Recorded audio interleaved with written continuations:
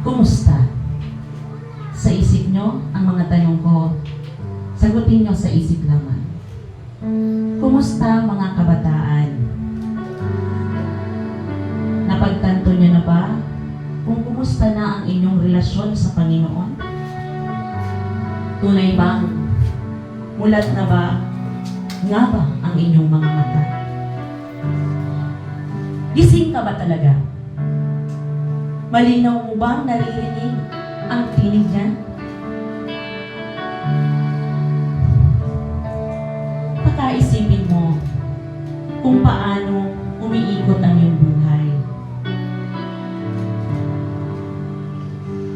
Sa araw-araw, siya ba ang iyong inuuna? Sige po. Sagutin niyo sa inyong isipan ang mga tanong. Masasabi mo bang higit kanino man na ang Diyos na sa iyo ay nagbigay at patuloy na nagbibigay buhay, siya pa rin ba ang higit mong pinakananasan? Dinirinig mo ba ang kanyang tinig? Nananabi ka pa ba sa kanyang mga salita? O baka sa sobrang ingay ng mundo at kaabalahan, sa buhay mo ay di mo na siya mapakinggan? Ang sermon ba ni Pastor ay tumimo sa iyong puso? Ang mensahe ba ng Panginoon ay nagbubunga pa ng pagbabago sa iyo? O pinipili mo pa rin ang sarili mong pasya? Kabataan, kung ganun ka, paano mo nasasabing sa buhay mo ang Diyos mo ay siya? Alam mo ba, na nais niyang higit na mapalapit ka sa Kanya. Dahil ganun ka na lamang niya kamahal. At sa Kanya, ikaw ay napaka-espesyal. Alam mo ba na kahit gaano ka man kalayo, o gaano mo man siya nasaktan, nariyan pa rin siya at handa kang yakapin sa anumang sandali. Di ka man kadalasang nagiging tapat, subalit siya ang Diyos na di ka minsan pinabayaan, di ni minsan man iniwan. Ngunit, tanungin mo ang iyong sarili. Binibigyan mo ba siya ng pansin tuwing nais kanyang kausapin? Dinirinig mo ba siya tuwing wari ba'y sinasabi niya, "Anak, may problema ka ba? Halika, pakikinggan kita." O kaya naman, "O anak, binigyan kita ng maraming dahilan para ngumiti at tumawa." Ibinibigay mo ba ang papuri at pasasalamat sa Kanya? Sa tuwing may kailangan ka, sa Kanya mo ba unang hinihingi o hinahanap mo sa iba? Ikaw ba yung nagsasabi, "Bata pa naman ako, pwede naman mag-enjoy na muna"? Sigurado ka ba na bukas ang buhay mo ay nariyan pa? Kabataan, sigurado ka na ba na kaligtasan ay nakamtan mo na?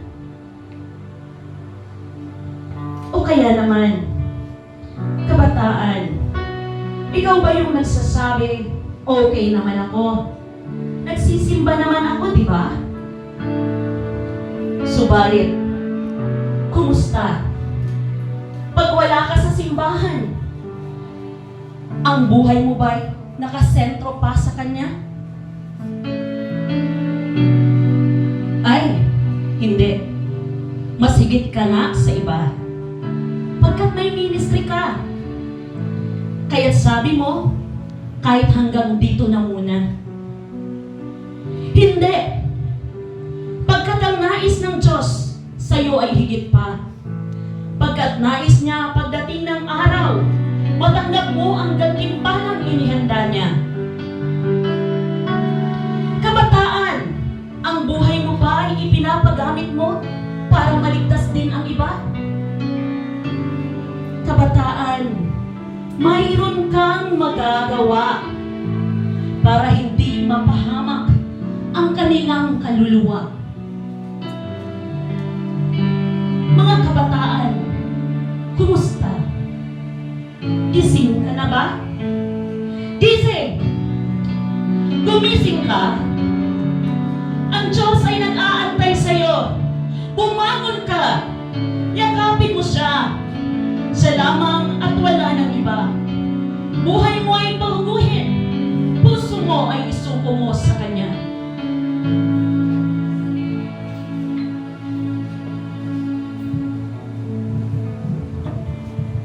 First Corinthians chapter 6 verses 19 to 20 says, "You are not your own, for you were bought with a price. Our breath, our lives are in God's hands. Our lives are not our own. They are unknown. They are temporary. And guess what? They're fading quickly. Our lives are not our own. Hindi po ito sa atin. Ito po ay sa Diyos dahil tayo ay Kanyang tinubos mula doon sa krus. Mula sa ating mga kasalanan. At ito ay unti-unti maubos na.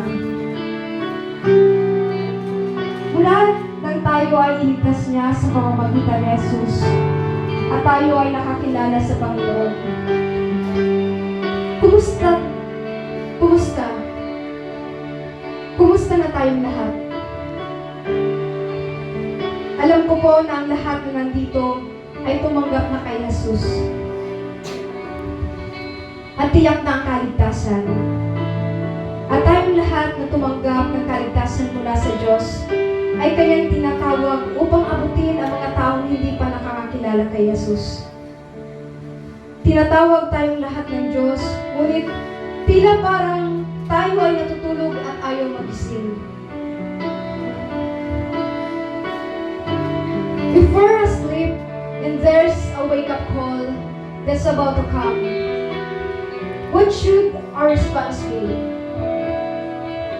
A bell is being rung across the globe to every believer in every church. A spiritual alarm is being sounded. Ano ba ang mga hadlang o mga bagay ang naging dahilan para hindi tayo magising sa tawag ng Panginoon? Ano ba yung mga kasalanan na nagiging dahilan para magising ang ating mga espiritu at tuluyang makalapit sa Panginoon at magawa yung Kanyang pinapagawa sa ating lahat? Mga kapatid, anumang kasalanan ang nagiging dahilan upang hindi natin marinig ang Kanyang boses ngayong gabi? Huwag kayong mahiya. Huwag po tayong mahiya. Tayong lahat ay lumapit sa Kanyang presensya. Let us confess our sin to God. Kung ikaw man ay nanghihina, huwag kang lumapit. Lumapit ka sa Kanya at humingi ka ng kalakasan. Tayong lahat ay lumapit at magpakumbaba sa Kanyang harapan. Ang Diyos ay naghihintay sa ating lahat. His arms are open wide to embrace us. Kaya, ano pa ang hinihintay natin lahat? God